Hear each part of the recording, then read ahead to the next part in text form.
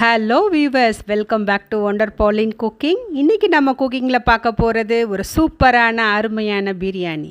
என்ன பிரியாணினா காளான் பிரியாணி. வாங்க இப்போது எப்படி செய்கிறதுன்னு பார்க்கலாம். குக்கரில் 4 டேபிள் ஸ்பூன் ரீஃபைண்ட் ஆயில் ஊற்றிக்கிறோம். பட்டை, கிராம்பு, ஏலக்காய் பவுடர், பிரிஞ்சி இலை இதெல்லாம் போடுறோம். நல்லா பொரியட்டும். வாசனை வந்த பிறகு தான் வெங்காயம் சேர்க்கணும். நான் இதுக்கு 2 பெரிய வெங்காயம் கட் பண்ணி வச்சுருக்கேன். 2 பெரிய வெங்காயத்தை இப்போ ஆட் பண்ண போகிறோம்.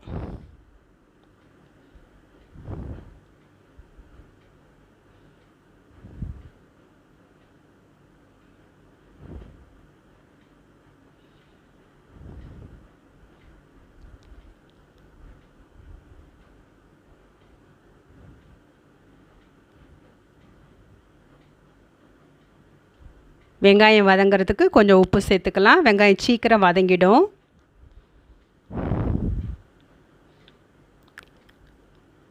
நீங்கள் எடுத்துக்கிற அளவை விட கொஞ்சம் பெரிய பாத்திரமாக எடுத்துக்கிட்டால் பிரியாணி உதிரி உதிரியாக வரும்.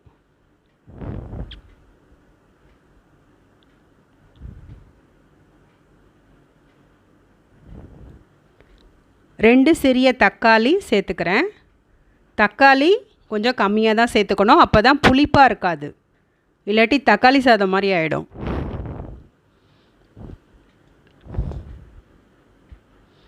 நல்லா வதங்கட்டும். அதுக்கப்புறம் இஞ்சி பூண்டு சேர்த்துக்கலாம். இப்போ நறுக்குன 2 பச்சை மிளகாய், இஞ்சி பூண்டு விழுது 2 டேபிள் ஸ்பூன் சேர்த்து நல்லா வதக்கணும். இஞ்சி பூண்டு விழுது இப்போ சேர்த்தா ரொம்ப அடி ஒட்டாது, பிரியாணியும் தீயாமல் வரும். நல்லா வதங்கட்டும். இது இப்போ என்ன மசாலா சேர்க்க போகிறோன்னு பார்ப்போம்.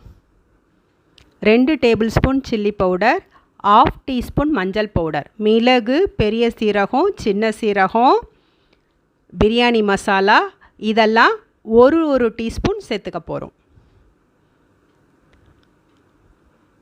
எல்லா பொடியும் சேர்த்தாச்சு. நல்லா வதங்கணும்.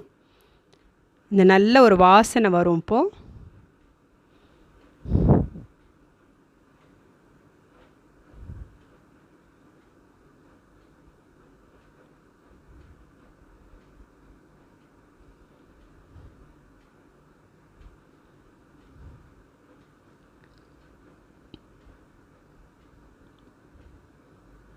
இந்த ஆழாக்கில் 2 ஆழாக்கு அரிசி எடுத்திருக்கேன். ஸோ 4 ஆழாக்கு தண்ணி ஊற்றணும்.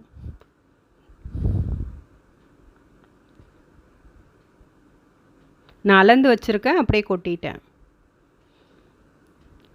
இந்த ஆழாக்கு தான் நான் அரிசி போட வேண்டிய ஆழாக்கு.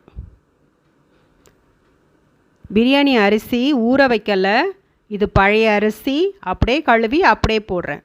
ஊற வச்ச அரிசிக்கு 1/4 டம்ளர் தண்ணி கம்மியாக வச்சுக்கணும். 1/4 ஆழாக்கு கம்மியாக வச்சுக்கணும். பாருங்கள், இது கலந்து கொஞ்சம் வெந்துடுச்சு. இப்போ தான் நம்ம கழுவி வச்ச காளானை சேர்த்துக்கணும். காளானை மஞ்சள் பொடி போட்டு கழுவி வச்சுருக்கேன்.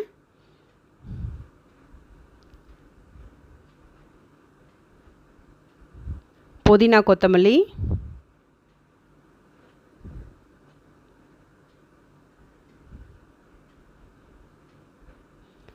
உப்பு தேவையான அளவு,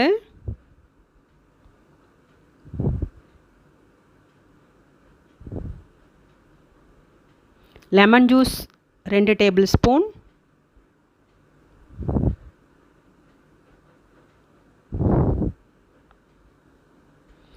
ஒரு டேபிள் ஸ்பூன் நெய் எல்லாத்தையும் சேர்த்து நல்லா மிக்ஸ் பண்ணி தம் போடுற வேண்டியதா.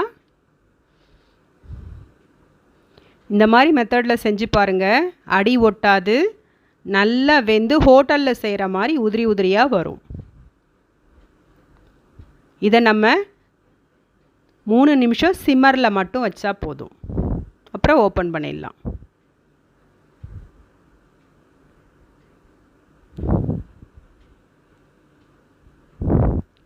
நல்லா கொதிச்சு வந்துருச்சு. குக்கரை மூடி வெயிட் போட்டாச்சு. சுவையான காளான் பிரியாணி ரெடி ஆகிடுச்சு. இப்போ நம்ம சர்வ் பண்ண போகிறோம். ரைத்தா கூடவும் பொட்டேட்டோ ஃபிங்கர் ஃப்ரைஸ் கூடவும் சர்வ் பண்ண போகிறோம். இதே மாதிரி உங்கள் வீட்டில் நீங்கள் செஞ்சு பாருங்கள். செஞ்சுட்டு கமெண்ட் செக்ஷனில் எப்படி இருந்துச்சுன்னு போஸ்ட் பண்ணுங்கள்.